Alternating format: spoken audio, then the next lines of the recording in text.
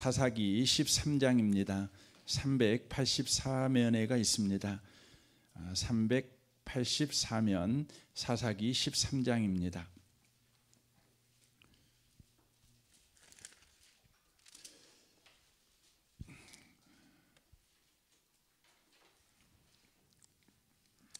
사사기 13장입니다. 21절부터 25절까지 기록된 말씀을 보겠습니다. 21절부터 25절까지 말씀을 보겠습니다. 같은 목소리로 말씀을 읽겠습니다. 여호와의 사자가 마노아와 그의 아내에게 다시 나타나지 아니하니 마노아가 그제야 그가 여호와의 사자인 줄 알고 그의 아내에게 이르되 우리가 하나님을 보았으니 반드시 죽으리로다 하니 그의 아내가 그에게 이르되 여호와께서 우리를 죽이려 하셨더라면 우리 손에서 번제와 소제를 받지 아니하셨을 것이요 이 모든 일을 보이지 아니하셨을 것이며 이제 이런 말씀도 우리에게 이르지 아니하셨으리라 하였더라. 그 여인이 아들을 낳음에 그가 그의 이름을 삼손이라 하니라. 그 아이가 자라매 여호와께서 그에게 복을 주시더니 소라와 에스다올 사이에 마하네나임 안에서 여호와의 영이 그를 움직이기 시작하였더라. 아멘. 아멘. 함께 예배하는 모든 분들 가운데 이 말씀의 축복이 함께 하시기를 주님의 이름으로 축원합니다. 지금 사사기에 기록되어 있는 마지막 삼손 사사에 관한 이야기를 우리가 지금 나누고 있습니다. 삼손이 지금 어떻게 해서 태어났는가에 관한 이야기를 지금 본문에서 우리가 살펴볼 것입니다. 우리가 이 앞주에 살펴본 것은 아이를 낳지 못하는 바로 여인에게 주의 천사가 와서 바로 아이를 줄 것이라는 것에 대해서 말씀을 해 주십니다.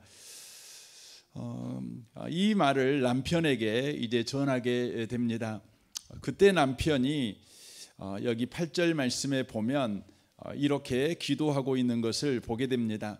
마노아가 여호와께 기도하여 이르되 주여 구하옵나니 주께서 보내셨던 하나님의 사람을 우리에게 다시 오게 하사 우리가 그 낳은 아이에게 어떻게 행할지를 우리에게 가르치게 하소서 하니 하나님이 마노아의 목소리를 들으신지라. 여인이 밭에 앉았을 때 하나님의 사자가 다시 그에게 임하였으나 그의 남편 마노아는 함께 있지 아니한지라라고 되어 있습니다. 아내가 이렇게 하나님으로부터 자녀를 주실 것에 대한 말씀을 들었다, 약속을 들었다, 하나님께서 그 일을 행하시겠다, 이 약속을 들었다는 말을 듣고 남편 된 마노아가 하나님 앞에 기도를 하는데 그 기도 내용을 보면 굉장히 경건한 기도 내용처럼 보입니다. 그러나 이 기도 내용은 경건한 기도 내용 같이 보이지만 실상은 바로 율법주의적인 사고를 가지고 그가 기도하고 있는 것을 보게 되어집니다. 하나님께서 하겠다 이렇게 말씀하셨는데 마노아가 기도할 때 내가 그럼 뭘 해야 됩니까? 이렇게 그가 하나님께 대묻는 기도를 하고 있다고 하는 것입니다. 하나님이 하시겠다 하실 때에 우리의 반응은 어떤 태도가 돼야 됩니까? 우리는 홍해바다 앞에 서 있었던 이스라엘 백성들이 아우성칠 때에 모세가 그들에게 이런 말을 하지요. 너희는 가만히 있어 하나님의 구원을 보라 이렇게 말씀하십니다. 하나님의 구원은 하나님이 시작하시고 하나님께서 마무리하신다는 것을 말씀해 주고 있는 것이죠.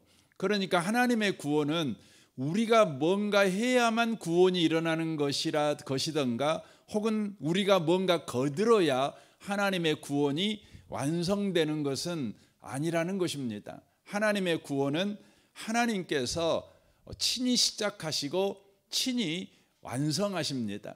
그래서 에레미야 33장에서 시대들에 갇혀 있는 에레미야에게 하나님 자신이 누구이신가를 이렇게 계시하지요. 나는 일을 행하는 여호와, 그 일을 지어 성취하시는 여호와, 이렇게 말씀하고 계시는 것입니다.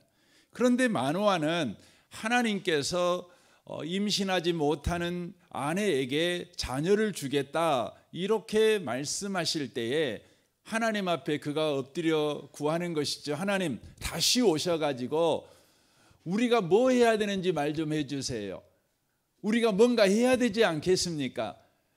이렇게 지금 기도하고 있다고 하는 것입니다. 저와 여러분이 이런 신앙생활을 해갈 때가 참 많습니다. 하나님은 성경 말씀을 통해서 우리에게 약속하십니다. 그럼에도 불구하고 우리는 그 하나님의 약속을 읽거나 들은 이후에 우리가 무엇을 해야 되느냐에 대해서 늘 안다라는 신앙생활을 우리가 하게 됩니다. 내가 뭔가를 해야 되지 않겠냐는 것이죠. 하나님의 약속이 이루어지지 않는 것은 내가 뭔가 하고 있지 않기 때문이 아닌가, 이런 의구심을 우리가 늘 갖습니다. 사랑하는 성도 여러분, 하나님이 우리에게 말씀하셨다면 하나님의 신실하심이 반드시 그 말씀하신 것을 이루실 것입니다. 그래서 여기 본문에 보면 하나님께 마노아가 기도를 하는데 이 기도 소리를 하나님이 들으셨어요. 들으셨다면 마땅히 마노아에게 하나님이 응답해 주셔야 되잖아요. 그런데 마노아에게 응답하지 않습니다. 응답은 누구에게 하냐면 그의 아내에게 하고 있습니다. 남편이 기도하면 아내에게 응답한다. 그래서 부부간에는 이런 역할 분담이 있다. 이걸 지금 말씀하려고 하는 내용이 아닙니다. 어떤 메시지입니까? 하나님께서는 자기 행위로 하나님의 구원에 참여하려고 하는 자에게 주님은 응답하지 않으신다는 것입니다. 다만 하나님께서 약속하신 것을 이루실 줄 믿고 바로 기다릴 줄 아는 자에게 우리 하나님께서는 응답하신다는 것을 바로 마노아가 기도했지만 그 기도의 응답을 마노아에게 하지 않고 그의 아내에게 하신다는 것을 통해서 우리에게 말씀해 주고 있다고 하는 것입니다. 사랑하는 성도 여러분, 오래 기다리는 것이 믿음입니다. 믿음은 기다리는 것입니다. 믿음은 뭔가를 하는 것이 아닙니다. 믿음은 하나님께서 일하시도록 기다리는 것입니다. 기다리는 것입니다. 저는 이곳에 계신 복 있는 분들이 그렇게 기다리는 믿음을 소유하신 복 있는 분들이 꼭 되셨으면 좋겠습니다. 여러분, 믿음이 아니면 기다릴 수가 없어요. 그렇지요. 여러분, 기다리는 것만큼 여러분과 제가 힘든 것이 어디가 있겠습니까? 우리 자신을 믿거나 또 상황을 믿거나 환경을 믿는 사람은 절대 기다릴 수 없습니다. 여러분, 하나님을 기다리는 사람만요, 믿는 사람만 기다릴 수 있는 것입니다. 그러므로 여러분이 한번 여러분의 믿음을 점검해 보십시오. 나는 기다리는 사람인가? 아니면 기다릴 줄 모르는 사람인가? 분명합니다. 여러분이 기다릴 줄 모르는 사람이라면 여러분이 하나님을 믿고 있다고 하지만 실상은 여러분과 제가 우리 자신을 믿고 있는 겁니다. 환경을 믿고 있는 겁니다. 더 좋은 조건을 바로 믿고 있는 것입니다. 하나님을 믿는 복 있는 분들이 되시기를 축복합니다. 하나님의 응답이 없자요. 아내에게 응답이 있었죠. 그런데 마노아 자신에게는 하나님의 응답이 없었습니다. 없었는데 이제 아내에게 이제 응답이 왔어요. 하나님께서 이제 자녀를 바로 주겠다, 이런 응답을 다시 한번 하나님께서 하시는 것 아니겠습니까? 그때 마노아가 어떻게 하냐면 이제 하나님께서 아내에게 응답해 주셨어요. 너희들 뭐 하려고 할 건 없고 기다려라 이거죠. 내가 주겠다 이거죠. 그러니까 마노아가 어떻게 합니까? 15절 말씀을 보십시오. 마노아가 여호와의 사자에게 말하되 구하옵나니 당신은 우리에게 머물러서 우리가 당신을 위하여 염소 새끼 하나를 준비하게 하소서라고 말합니다. 주님 우리에게 또 말씀해 주셨는데 감사한데, 주님 떠나지 마시고 그냥 우리에게 그 약속하신 걸 이루어 주시면 안 되나요? 라는 그런 속마음을 가지고 이 마노아가 어떻게 하냐면, 이 여호와의 사자가 자기 집에서 못 떠나게 지금 할 바로 방법을 강구해서 그것을 실행에 옮깁니다. 그게 뭐였냐면 바로 제사를 드리는 것입니다. 그러니까 이 마노아는 하나님이 약속하셨을 때에 자신이 뭔가를 함으로 그 약속이 온전히 이루어질 수 있다는 생각 때문에, 하나님 내가 뭐 해야 됩니까? 이렇게 물어보는 것이죠. 그리고 또 하나님이 와서 말씀해 주실 때 마노아가 그 하나님께서 약속하신 대로 응답을 주실 때까지 자기 집에 머물게 하기 위해서 그가 뭐 하냐면 바로 제사를 드리는 거죠. 제사로. 그래서 당신을 위하여 염소 새끼 하나를 내가 준비하겠습니다, 이렇게 하는 것이죠. 그러니까 마노아가 여호와의 사자를 붙들어 놓을 심상으로 이렇게 제사를 바로 준비하고 있는 것을 보게 됩니다. 그러자 여호와의 사자가 16절에 이렇게 말합니다. 내가 네 음식을 먹지 아니하리라, 번제를 준비하려거든 여호와께 드리라 라고 말합니다. 굉장히 중요한 선포입니다. 이 내용은 이것입니다. 너의 노력과 너의 헌신과 너의 희생으로는 나를 네 집에 붙들어 둘 수 없어 라는 의미의 말입니다. 그러니까 너의 헌신과 너의 정성과 너의 제사로는 나를 너의 가정에 붙들어 줄 수 없어. 나는 그런 하나님이 아니야. 지금 이렇게 말하고 있는 것이죠. 그러자 마노아가 이렇게 말합니다. 17절 보십시오. 마노아가 또 여호와의 사자에게 말하되 당신의 이름이 무엇입니까? 당신의 말씀이 이루어질 때에 우리가 당신을 존귀히 여기리이다, 이렇게 말합니다. 내가 네 음식 안 먹는다, 여호와께 그냥 드리려면 번제를 드려라, 이렇게 이야기를 하죠. 그러니까 네가 나 붙잡아도 나를 붙잡아 들 수 없어, 이 말을 하는 것이죠. 그러니까 마노아가 그렇게 말하는 당신의 이름은 뭡니까? 이렇게 물어보는 것이죠.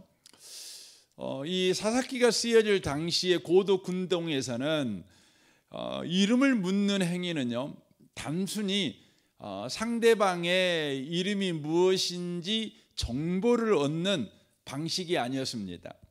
그것은 당신이 이렇게 말하는 그 권위의 근거가 무엇입니까? 이 질문입니다. 이름을 물어보는 것은 당신의 권위의 근거가 뭡니까? 이런 의미입니다. 그러니까 그 사람의 권위의 정체성, 권위의 근거, 이게 뭐냐에 대한 질문이 바로 이름을 묻는 것이었습니다. 그러니까 마노아가 제사를 드리겠다고 하니까 너의 행위와 열심으로는 나를 너희들의 가정에 붙들어 둘 수 없어 라고 말할 때에 마노아가 물어보는 것이죠. 당신이 어떤 권위를 가지고 그 말을 할 수 있는 겁니까? 당신은 어떤 권위를 가졌기 때문에 그렇게 말할 수 있습니까? 이렇게 바로 물어보는 것입니다. 그때에 18절에 사자가 분명하게 대답합니다. 여호와의 사자가 그에게 이르되 어찌하여 내 이름을 묻느냐? 내 이름은 기묘자라 하니라 라고 말합니다. 기묘자다라고 말합니다. 이 기묘라는 말은 신비하고 놀랍다라는 뜻입니다. 그러니까 나는 신비하고 놀라운 자다, 이렇게 바로 대답을 해줍니다. 이름을 말해주지 않고 다만 나라는 존재는 신비하고 놀라운 자다, 이렇게 대답을 합니다. 이는 이사야 9장 6절에서 예언된 메시아의 이름과 바로 연결되어 있는 것이죠. 이사야 9장 6절을 보겠습니다. 그 이름은 기묘자라 모사라 전능하신 하나님이라 라고 되어 있습니다. 그러니까 지금 마노아에게 말씀하시는 여호와의 사자가 누구시냐? 그러면 구약에 현현하신 예수 그리스도라는 것을 우리가 알 수가 있습니다. 그런데 그 예수 그리스도는 지금 뭐 하고 있냐면 자신의 이름을 숨기고 있는 것을 보게 됩니다. 그리고 다만 여호와 하나님의 이름만 높이고 있는 것을 바로 보게 되어집니다. 여기에서 예수 그리스도의 삶의 방식을 우리가 알 수가 있습니다. 그러니까 예수 그리스도는 언제나 삶의 방식이 어떠했냐면 자신의 이름을 높이지 않고 하나님의 이름을 높이는 바로 그런 삶의 방식, 그런 삶을 살아오셨습니다. 이것은 예수님께서 이 땅에서 사역하실 때에도 마찬가지였습니다. 요한복음 7장 14절 하반절을 보겠습니다. 예수께서 성전에 올라가사 가르치시니 유대인들이 놀랍게 여겨 이르되 이 사람은 배우지 아니하였거늘 어떻게 그를 아느냐 하니 예수께서 대답하여 이르시되 내 교훈은 내 것이 아니요 나를 보내신 이의 것이니라. 사람이 하나님의 뜻을 행하려 하면 이 교훈이 하나님에게로부터 왔는지 내가 스스로 말함인지 알리라. 스스로 말하는 자는 자기 영광만 구하되 보내신 이의 영광을 구하는 자는 참되니 그 속에 불의가 없느니라 라고 말합니다. 예수님은 자신의 가르침의 권위의 근거가 자신에게서 비롯된 것이 아니라 하나님에게서 비롯되었기 때문에 자신의 이름을 드높이는 자신의 영광을 구하지 아니하고 하나님의 영광만 구한다, 이렇게 지금 말씀을 하고 계시는 것이죠. 마노아는 자기의 열심과 자기의 희생을 통해서 하나님의 구원에 참여하려고 했고 하나님을 자기 가정에 붙들어 놓으려고 했던 사람입니다. 그러니까 구원의 출처가 자신의 노력과 자신의 열심이 되기를 원한 것이죠. 궁극적으로 그것은 어떤 목적을 가지고 있는 것입니까? 자기를 높이는 것입니다. 자기를 높이는 겁니다. 내가 이렇게 해서 구원받았다, 내가 이렇게 해서 기도응답 받았다, 내가 이렇게 해서 내가 복받았어, 바로 그것을 드러내려고 하는 것이죠. 하지만 예수님의 삶의 방식은 자신의 가르치는 권위의 근거가 자기 자신이 아니라 하나님이셨어요. 그러므로 하나님께서 자신에게 가르침의 권위를 주셨고 가르칠 수 있는 모든 바로 말을 자기 입에 붙인 까닭에 자기 영광을 구하는 삶을 살지 아니하고 하나님 아버지의 영광을 구하는 삶을 바로 살아갔다는 것이죠. 여러분과 제가 예수를 믿는다는 건 뭡니까? 예수를 믿는다는 것은 바로 예수님의 삶의 방식으로 저와 여러분도 살아간다는 것을 바로 의미하고 있는 것입니다. 그러니까 우리의 삶의 모든 출처는 뭐냐? 예수 그리스도셔요. 우리의 삶의 모든 권위, 복, 우리가 기도한다는 것, 우리가 예배한다는 것, 우리가 봉사한다는 것, 우리가 누군가를 축복한다는 것, 그것의 모든 근거는 우리의 열심이나 또 우리의 또 성품이나 혹은 우리의 착함에서 나오는 것이 아니라 예수 그리스도의 구원에서 나온다는 거예요. 아니, 구원에서 나와야만 한다는 거예요. 그래서 예수 그리스도가 우리의 삶의 출처가 되고 근거가 되는 사람은 바로 삶을 살아갈 때 자신의 이름을 높이는 삶을 살아가지 아니하고 하나님의 이름을 높이는 삶을 살아간다는 것이죠.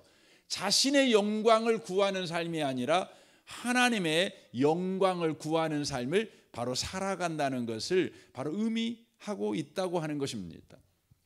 이것은 하나님께서 저와 여러분을 창조할 때부터 하나님께서 모든 인간의 삶이 이렇게 돼야 된다고 정하신 바입니다. 그래서 이사야 43장 7절에 이렇게 되어 있습니다. 내 이름으로 불려지는 모든 자 곧 내가 내 영광을 위하여 창조한 자를 오게 하라. 그를 내가 지었고 그를 내가 만들었느니라 라고 말씀합니다. 하나님께서 인간을 만드셨어요. 저와 여러분을 만드셨죠. 어떤 인생을 살게 하시려고 저와 여러분을 만드셨습니까? 바로 저와 여러분에게 속한 모든 것의 출처와 근거가 하나님이 되시기 위해서 저와 여러분을 바로 창조하셨다는 것이죠. 그래서 여러분과 저에게 반드시 필요한 것이 뭐죠? 생명이 필요한 거 아닙니까? 여러분, 생명의 출처는 하나님이셔요. 여러분과 저에게는 생명이 꼭 필요한데 인간 자신은 인간 자신에게 있는 생명을 만들어낼 수 없어요. 그 생명의 출처는 하나님이셔요. 여러분, 인간에게는 자유가 필요하잖아요. 그런데 그 자유는 인간 스스로가 만들어낼 수 없어요. 출처가 누구냐면 하나님이셔요. 여러분, 인간에게는 행복이 꼭 필요하잖아요. 그런데 인간은 그 행복이 인간이 노력하고 인간이 뭔가를 소유하고 인간이 뭔가를 획득하고 인간이 뭔가 수준을 갖추게 되면 행복해지느냐? 절대 안 그럽니다. 그러나 인간들은요, 스스로 생각을 해요. 내 행복의 출처는 나라고 생각해요. 내가 가지고 있는 돈, 내가 가지고 있는 열심, 내가 가지고 있는 넉넉한 마음, 이것이 나의 행복의 출처라고 생각해요. 이건 완전히 속은 것입니다. 하나님께서 인간을 만들 때 인간에게 반드시 필요한 것, 뭐 생명이며 자유며 행복이며 또 여러분과 저에게 자녀도 필요하고 아내도 필요하고 남편도 필요하고 직장도 필요하고 다 필요하잖아요. 그런데 그 모든 것들의 출처가 바로 하나님이 되시기 위해서 저와 여러분을 하나님의 형상으로 창조한 거예요. 여러분, 성경은 그래서 그렇게 분명하게 말해요. 아내를 누가 줬냐? 네가 잘나서 현재 네 아내를 네가 얻은 줄 아느냐? 네가 남성적인 매력이 많고 또 남자로서 능력이 많고 또 여자들에게 인기가 있는 사람이니까 네가 그 아내를 얻었다고 생각하느냐? 아니라는 거예요. 성경 잠언에서는 분명하게 말씀을 하잖아요. 여러분, 우리가 아내를 얻은 것은요, 하나님이 우리에게 허락한 복이에요. 분명하게 써져 있어요. 그래서 여러분 아내를 여러분이 그냥 잘나고 뭐 그냥 매력 있어 가지고 현재의 아내와 결혼하게 되었다 이렇게 생각을 하면 아마 여러분 결혼한 이후에 여러분 아내에게 상당히 막 뻐기면서 내가 아니었으면 당신 뭐 결혼이나 했겠어? 이런 그 말도 안 되는 이야기를 하는 사람이 되어져 있을 것입니다. 여러분, 오늘 집에 가셔갖고요, 여러분 아내 보고 꼭 말하십시오. 뭐라고요? 하나님이 나에게 복 주셔가지고 당신을 얻었어. 당신과 결혼할 수 있었어. 그렇게 말하십시오. 복 주셔갖고 재수 없어갖고 된 것이 아닙니다. 그러니까 성경은 너는 하나님이 창조한 거야. 하나님이 너를 만들었어. 왜? 하나님이 모든 것의 출처가 되려고. 그러므로 저와 여러분은 어떤 인생을 살아가는 것이 합당합니까? 내 영광을 구하는 삶이 아니라 하나님의 영광을 구하며 사는 것이 합당한 삶이라는 것이죠. 그래서 잠언 18장 20절은 이렇게 말해요. 여호와의 이름은 견고한 망대라. 의인은 그리로 달려가서 안전함을 얻느니라 라고 되어 있습니다. 여호와의 이름은 견고한 망대라. 이 말은 뭡니까? 여호와의 이름을 높이는 삶, 그것이야말로 견고한 망대래. 왜냐하면 나의 삶의 출처, 나의 삶의 모든 근거가 하나님에게 있다는 것을 그가 알았기 때문이에요. 이게 의인이지요. 내 삶의 모든 출처가 하나님으로부터 말미암았다는 것이죠. 시편 118편 26절에 이렇게 말합니다. 여호와의 이름으로 오는 자가 복이 있으며 우리가 여호와의 집에서 너희를 축복하였도다라고 되어 있습니다. 여호와의 이름으로 오는 자가 복이 있다. 내 삶의 모든 출처는 주님이시므로 주님의 이름만 높임을 받아야 합니다. 내 이름은 높임받을 하등의 가치가 없습니다. 왜냐하면 내 삶에 있는 좋은 것들, 복된 것들, 꼭 필요한 것들, 반드시 있어야 될 것들은 나에게서 나온 것이 하나도 없기 때문에 그렇습니다. 누군가가 내 이름을 부르면서 나를 칭찬한다면 그것은 그 사람이 크게 속은 것입니다. 그 사람이 크게 오해한 것입니다. 내가 칭찬을 받아야 된다면 그건 내가 받아야 될 칭찬이 아니라 오직 주님만 받아야 될 칭찬입니다. 왜냐하면 나의 나된 것은 주님의 은혜이니까요. 나의 나된 것은 주님으로부터 부어진 주님의 일하심, 주님이 역사하심이 바로 근거가 되어서 내게 일어난 바로 사건인 까닭에 그렇습니다라고 말하는 것이죠. 그런데 여러분, 인간이 죄를 지었죠. 여러분, 죄가 뭡니까? 이걸 뒤집어 버린 것이에요. 죄라고 하는 것은 자기 자신이 자기 자신의 인생의 근원이 되고 출처가 되고 근거가 되려고 바로 하는 삶, 이게 뭐냐면 죄입니다. 죄. 그래서 죄의 본질은 뭘까요? 죄의 본질은요, 자기를 높이는 삶을 살아가는 거예요.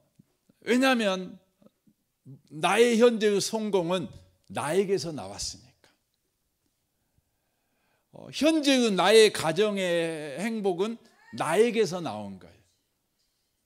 그래서 여러분, 내일 어버이날인데요. 여러분 자녀들이 여러분을 인정을 안 해줘요.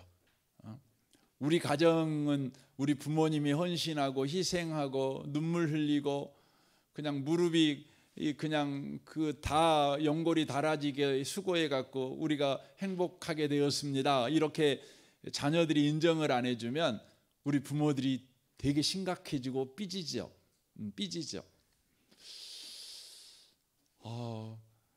여러분, 윤리적으로 보면은요, 우리 눈으로 보면은요, 삐지는 부모님이 정말 온당한 그 반응을 보인 것입니다. 그러나 여러분, 진실을 보면 그렇지는 않습니다. 그래서 여러분, 내일 어버이날 때 여러분 자녀들이요, 여러분에게 허리 숙여 고맙다고 하고 그럴 때요, 여러분 자녀에게 그렇게 해주 너무너무 고맙다. 그러나 나는 너희들을 위해서 기도하고 있어. 너희들의 눈이 열려서 어떻게 내가 헌신할 수 있었고 너희들을 위해 희생할 수 있었는지 너희들이 영적인 눈이 열려서 보았으면 좋겠다. 하나님이 나에게 너희들을 위해서 희생할 힘을 주셨었어. 너희들을 위해 수고할 힘을 주셨어. 내가 무릎 위에 연골이 다 닳아져도 너희들을 사랑할 마음을 우리 하나님이 주셨어. 그 하나님을 찬양하길 원해. 여러분, 그게 진짜 어버이날인 겁니다. 여러분 생각해 보세요.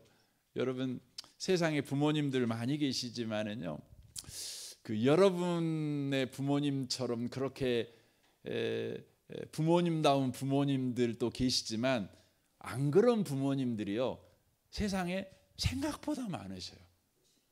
헌신하지 않는 부모 진짜 많습니다. 희생하지 않는 부모 진짜 많습니다.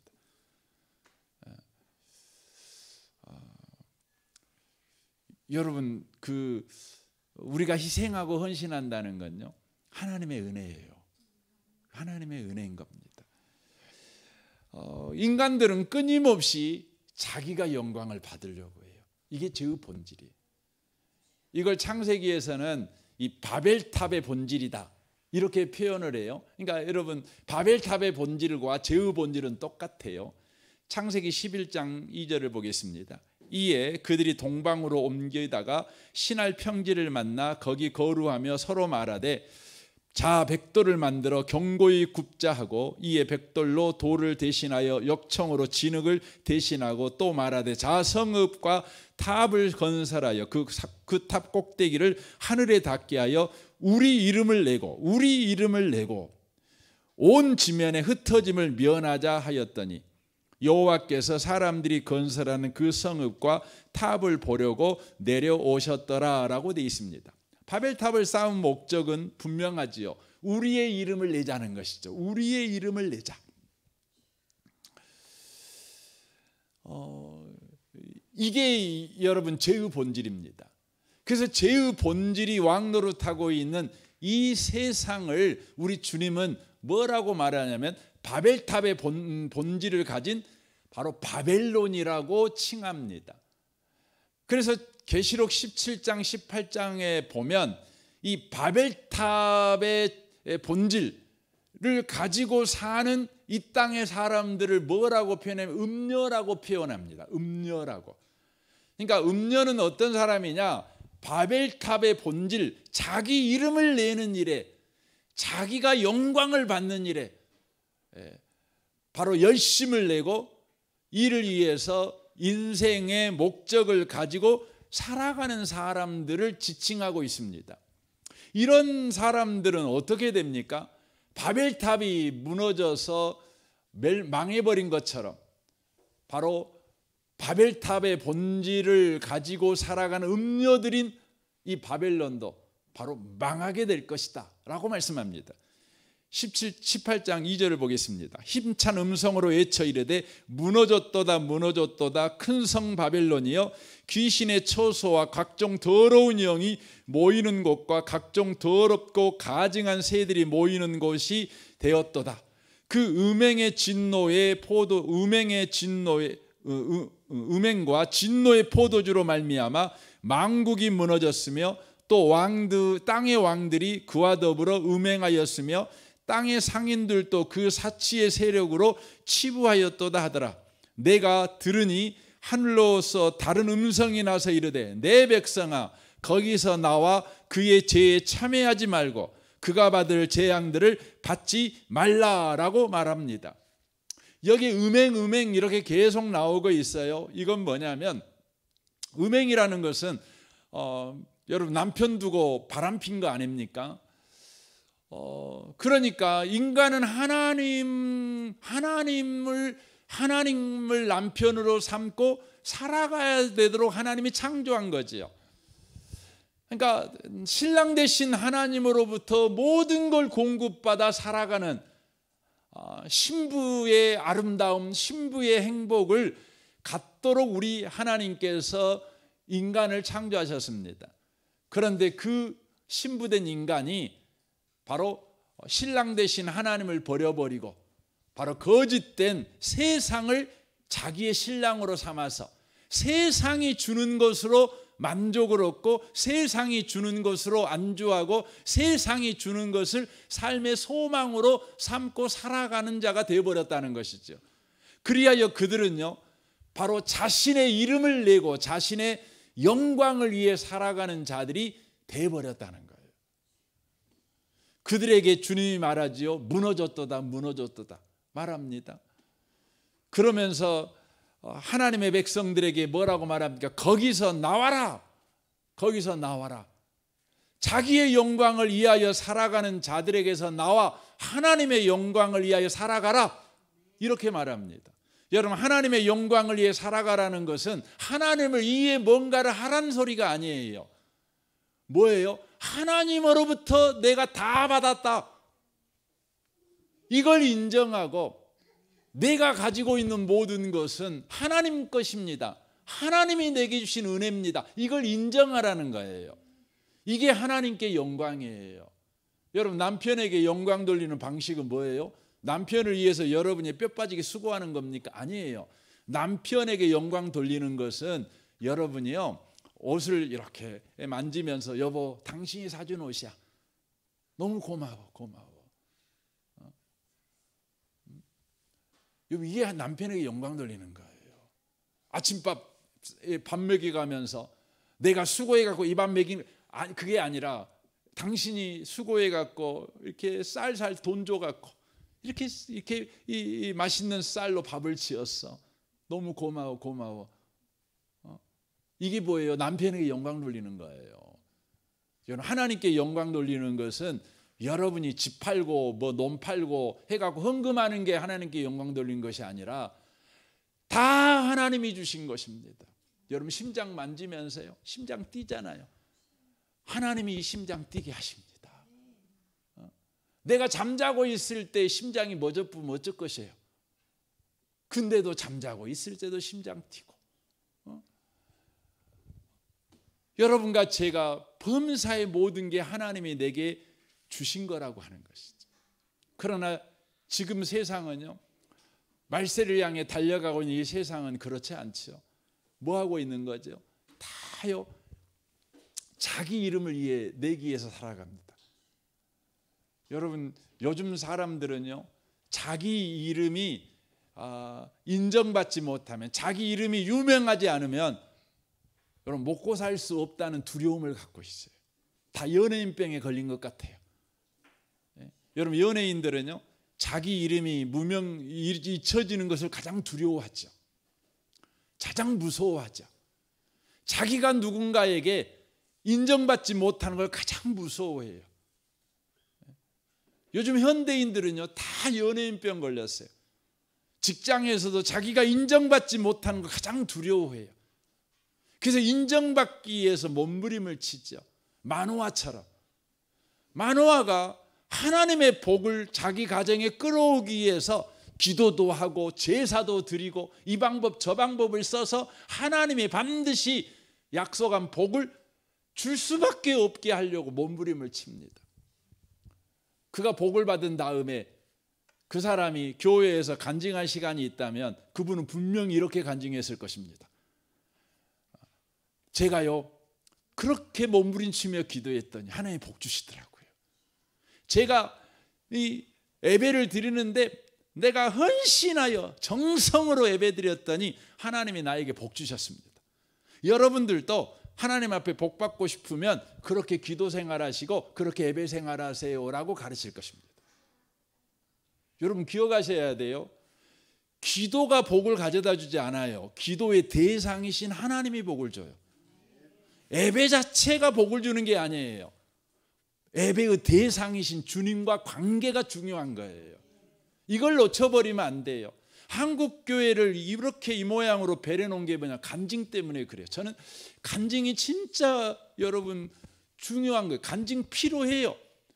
하나님만 높여야죠. 근데 간증 듣고 있으면 여러분 그 안에 보면 자기 이름을 높여요. 이렇게 자기의 열심을 높여요. 자기 헌신을 높여요. 뭔가 드라마를 만들려다 보니까 아갖고 하나님이 은혜 주셔서 그랬습니다. 그러면 멀뚱멀뚱하잖아요. 근데 자기가 뭔가 한 거 이야기하면 뭔가 여러분 그 스토리가 되잖아요. 성도들도 누구나 다 그런 이야기 좋아합니다.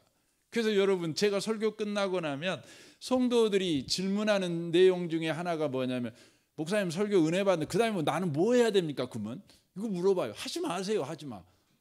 뭘 할 거 있습니까? 그냥 믿고 기다리세요. 믿고 그냥 여러분에게 주어진 삶을 그냥 사세요. 아빠면 아빠 삶 사시고 엄마면 엄마 삶 사세요. 그냥 하던 대로 사세요. 그냥 중요한 거예요. 안 살아요. 안 살아. 그러니까 로마서 12장이 그러잖아요. 하나님의 모든 자비하심으로 너희를 고난하니 너희 몸을 하나님이 기뻐하는 거룩한 산 제물로 드려라. 이는 너희가 드려야 합당한 예배다 그러잖아요. 그러니까 너의 삶의 모든 근거, 살던 대로 살아라. 다만 너희 삶의 모든 근거를 하나님의 자비하심에 둬라. 그 말이에요. 직장생활하는 사람 직장생활하고 남편 노릇 한 사람 남편 노릇 그냥 해라 하는데 이전같이는 하지 말아라. 다만 너의 삶의 근거, 너의 삶의 출처 하나님의 자비에 둬라. 이렇게 요구하는 것입니다. 이게 예배인 겁니다. 예배.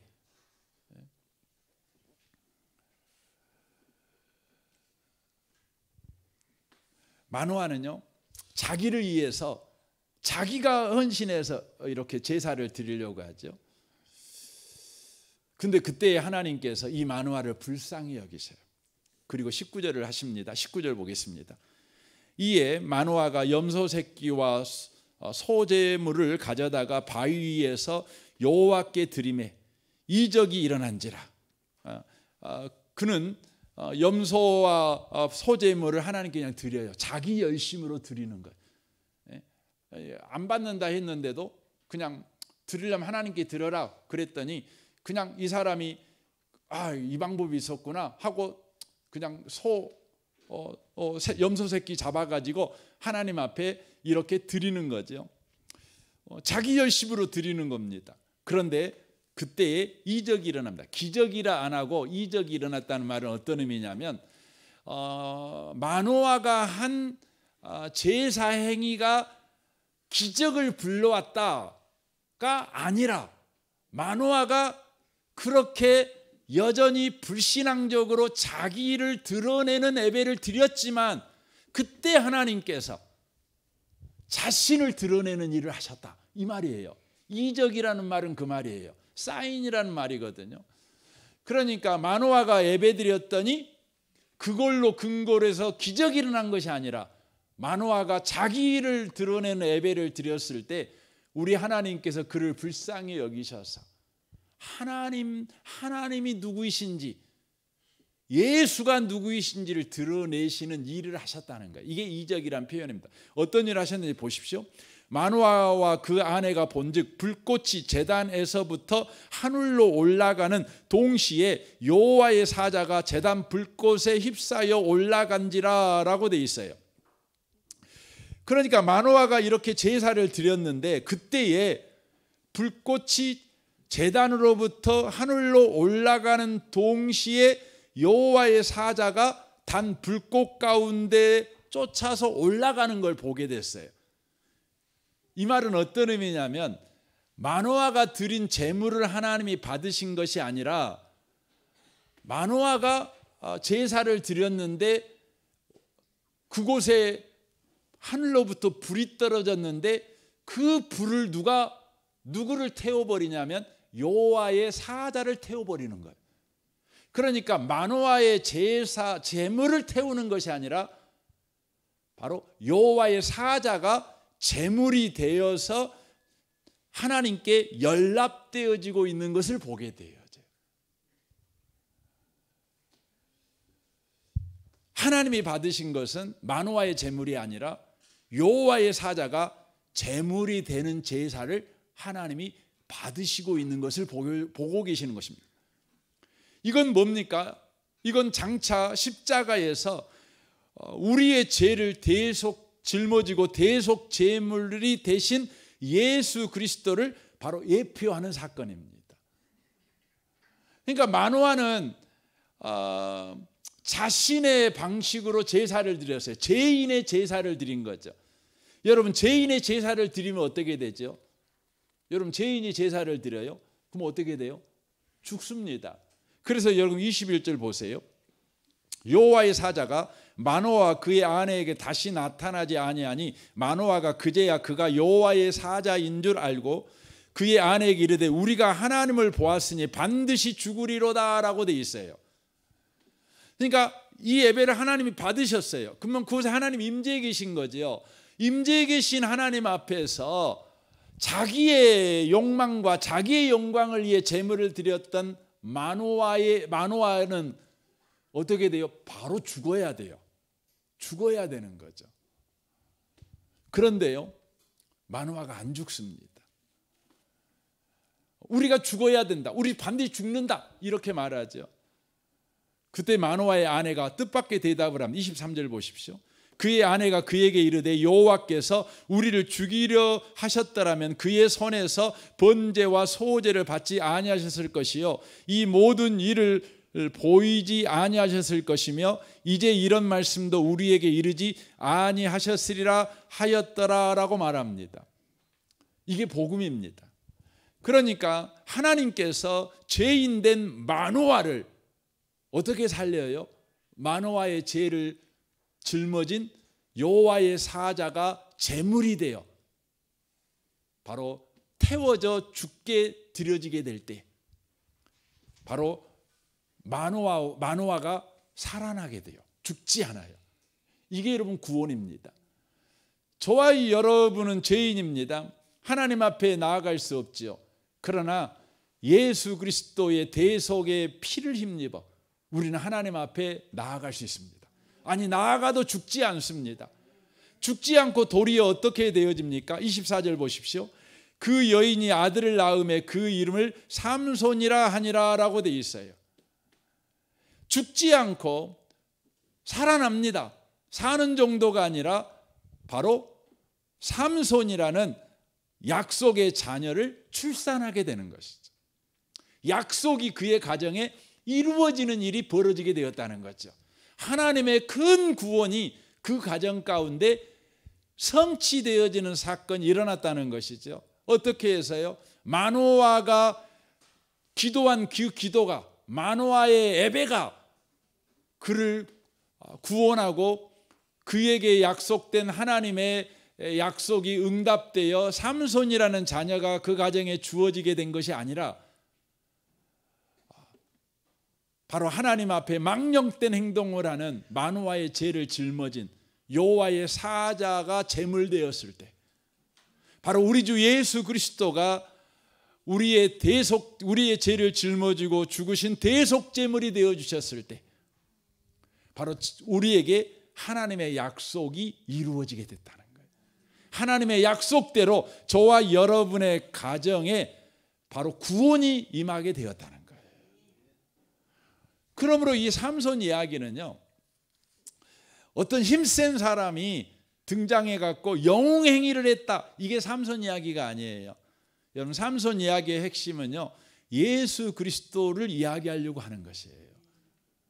저는 이 밤에 오신 복 있는 분들이 여러분과 저의 신앙 행위를 다시 돌아보셔야 합니다. 우리의 신앙의 근거가 나의 열심, 나의 뜻, 나의 욕망, 나의 소원을 성취하고자 한 나의 열심이었는가, 나를 근거로 하고 있는가 생각해 보셔야 합니다. 이제 우리는 다시 한번 신앙생활이 되돌아오셔야 합니다. 성경이 요구하는 신앙으로 되돌아와야 됩니다. 그거 뭡니까? 바로 예수 그리스도의 십자가를 의지하는, 하나님의 열심을 근거로 하고 그것을 출처로 하는 바로 신앙생활로 우리가 회복되어야 한다는 것입니다. 그러므로 우리의 삶이 이제 나의 이름을 높이기 위한 삶이 아니라 여호와의 이름을 높이는 바로 삶으로 우리가 돌아와야 된다고 하는 것입니다. 이 말씀만 하고 마쳤으면 좋겠습니다. 그래서 로마서 10장 13절은 이렇게 말씀합니다. 우리 다 같이 한번 이 말씀 읽고 오늘 말씀을 마쳤으면 좋겠습니다. 한번 읽겠습니다. 누구든지 주의 이름을 부르는 자는 구원을 얻으리라. 우리 함께 기도하기를 원합니다. 오늘 말씀을 우리 생각하면서 이 밤에 기도했으면 좋겠습니다. 주님, 우리는 마노아처럼 소원은 가지고 있지만 그 소원을 이루는 방식을 늘 우리는 육신적인 방식을 취하는 그런 죄인입니다. 그럼에도 불구하고 주께서는 우리를 망하게 하지 아니하시고 정죄하지 아니하시고 예수 그리스도를 우리의 죄를 대신 짊어진 대속 제물로 삼으시고 예수 그리스도의 피공로로 우리를 살려주시니 감사합니다. 이제 우리의 남은 생애가 예수의 피공로를 의지하는 우리 인생 되게 하시옵소서. 우리의 삶에 있는 모든 것의 출처와 근거가 하나님임을 주님 알고 하나님의 영광만을 위하여 살아가는 우리 인생 되게 하여 주옵소서. 우리 같이 이 시간 기도하겠습니다. 오 하나님 아버지, 감사합니다. 이 밤에 우리가 구하며 나아가는 것은 이제 우리의 삶의 모든 근거와 출처가 오직 주님만 되기를 원합니다. 우리는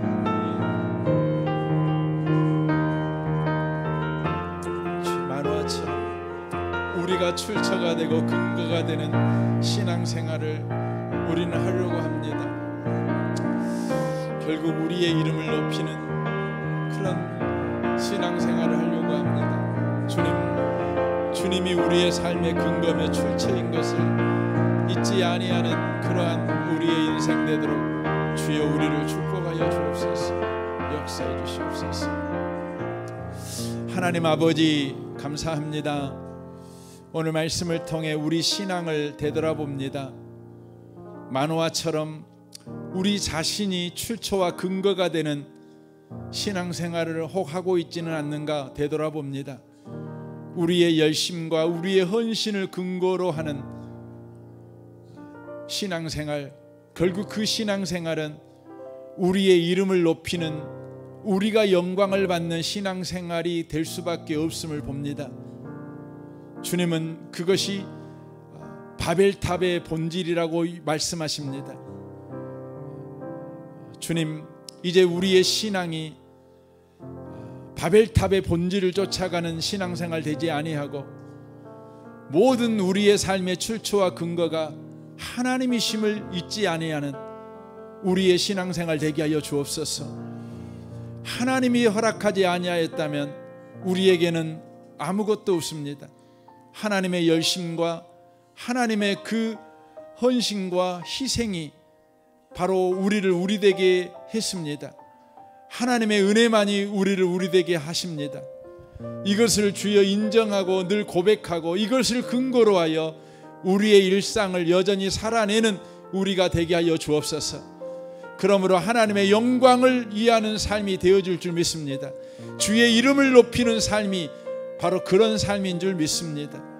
그리하여 우리의 삶 가운데 계속해서 하나님의 신실하심 때문에 약속이 이루어지며 주의 큰 구원이 우리 가운데 늘 경험되어지는 그 놀라운 삶을 살아가는 우리가 되게 해 주옵소서. 주님을 찬양합니다. 예수님의 이름으로 기도합니다. 아멘. 아멘.